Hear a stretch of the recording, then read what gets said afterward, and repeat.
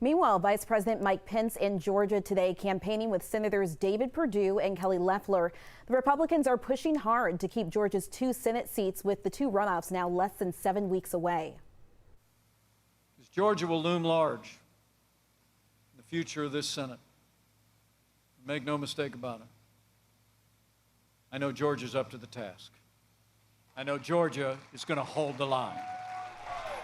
And that was the vice president in Gainesville. He and both senators were in Canton before that. They reminded everyone early voting starts December 14th.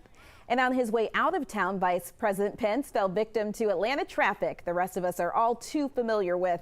A reporter covering Pence tweeted they were dead stopped on the highway.